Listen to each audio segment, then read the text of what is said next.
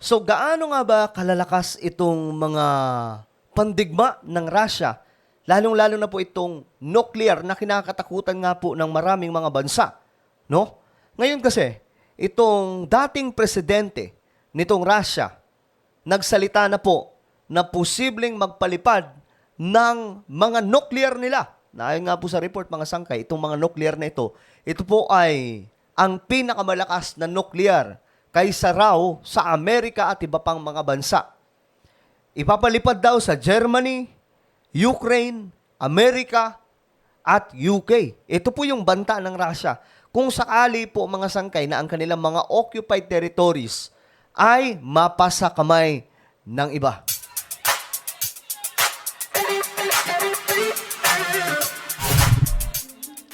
Okay, tingnan po natin itong balita mga sangkay tungkol po dito sa Russia. No na nagbanta nga po. Ito yung report kasi. Ayan po yung report.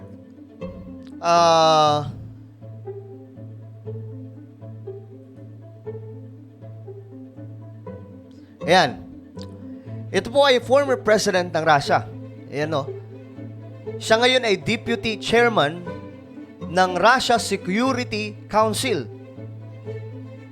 na nitong February 18 lamang ay nagbanta di umano nagagamit ng nuclear weapons laban po sa US, United Kingdom, Germany, and Ukraine. At ang ano dito mga sangkay, kung sila daw po itong Moscow matalo po sa kanilang mga occupied Ukrainian territories. Para po sa inyong kaalaman kasi, marami po sa mga teritoryo na nasa loob ng Ukraine ngayon ang nakubkob na nitong Russia. No? Kaya ito po yung warning nila na kapag itong mga hawak ngayon, di umano, ng Russia, lahat na hawak nila ay bigla pong nakuha, napasa kamay ng Ukraine dahil po sa tinutulungan nitong Western countries itong Ukraine, magpapalipad po sila ng mga katakot-takot na mga nuclear. Well, alamin po natin ang buong storya dyan. Pero bago tayo magpatuloy, pakisubscribe po muna yung ating YouTube channel, no? Yung mga nandito sa YouTube na hindi pa po nakakapag-subscribe. Alam niyo na, may subscribe button po sa ibaba, pindutin niyo lamang po yan. Tapos i-click niyo yung bell at i-click niyo po yung all. At kung kayo naman, syempre, nanonood sa Facebook, ano pang hinihintay niyo? Paki-follow na po ang ating Facebook page. Okay, balikan natin to. Ito po kasi yung banta ngayon. Itong Medvedev, who is also a former president, na dating presidente ng Russia, ay inulit umano ang kanyang pagbabanta na gagamit ng nuclear weapon. But the threats have so far failed to materialize. Ayon po dito, his critics say that these statements are bluff rather than Russia's genuine plans and are intended to scare the West into making concessions. So, parang dating dito, itong ginagawa di umano ng Russia, ngayon ay pananakot po sa West. Sa Amerika, United Kingdom, lahat na po ng mga bansa dyan, like Canada, Belgium, Germany, tinatakot po nila yung West na kumbaga kapag gumalaw kayo dyan, kapag iba yung maging takbo nyo at yung mga hawak naming teritoryo, napasa kamay ng iba, di magkaalaman na. Parang ganun po yung dating. Magbibitaw na daw po sila ng sinasabing mga malalakas na nuclear nila. Kaya nga sabi mga sangkay, di ba si Putin, meron po siyang attache case, meron po siyang briefcase lagi na hawak. Yun daw po yung sinasabi doon na yun daw, mga sangkay, ay isang pindutan lang ng nuclear. Pag pinindot daw po yun ni Putin, lahat ng nuclear ay may sarili na daw po mga target. Halimbawa na lang ito, pinangalanan na po nila, di ba? Ayan. Halimbawa, I'm sure nakatutok na yung iba dyan sa US, nakatutok na yung iba sa UK, nakatutok na yung iba sa Germany, sa Ukraine. So, isang pindot lang daw po yan. At itong mga nuclear daw ng sinasabing ng Russia, ay mga malalakas daw po talaga yan. Kaya marami po natatakot dyan eh. So, ayon po dito, itong former president had previously portrayed himself as a liberal but has become one of Russia's most aggressive pro-war.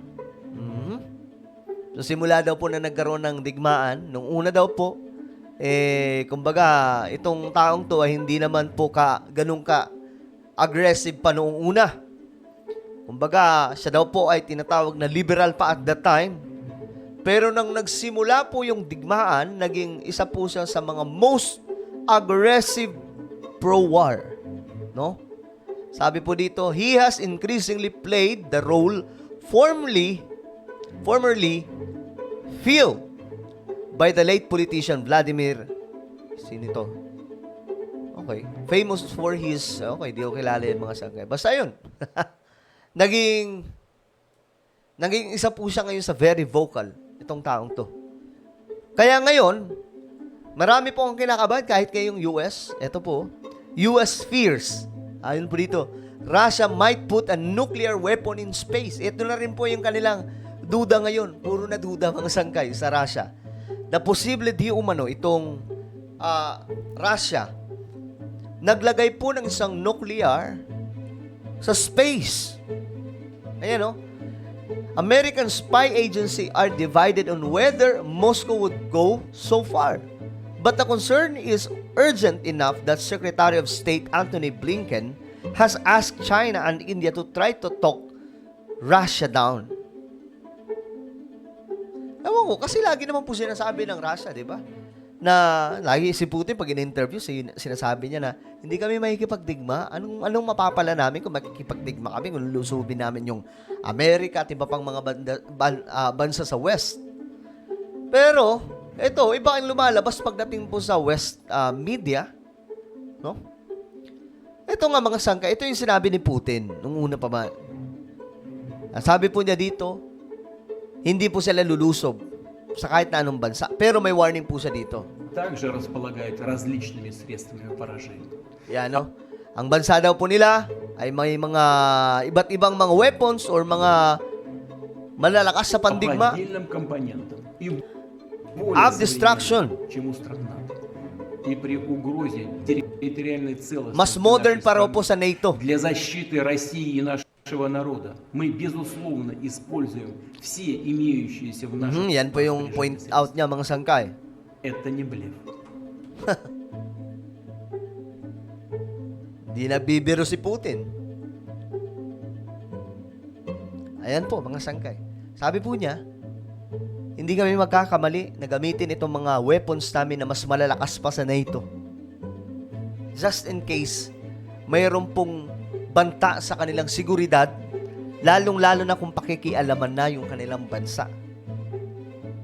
So, ganyan po yung ngayon ng nitong Russia. Ngayon, mga sangkay, itong Amerika, medyo kabado. Well, ano po ang inyong opinion, mga sangkay? Tungkol po dito sa warning ng Russia. Tingin nyo ba?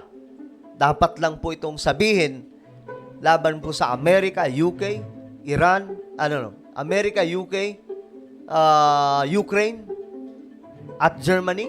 Well, i-comment nyo po sa ibaba ang inyong mga opinion. At ngayon mga sangkay, meron po akong YouTube channel. Ito po ay Sangkay Revelation. Ako, hanapin nyo na lamang po ito sa YouTube. Okay? Madali lang naman po yan. Tapos subscribe nyo yan. Tapos i-click nyo yung bell. Click nyo yung all. So, ayun, lagi nyo pong tatandaan that Jesus loves you. God bless everyone.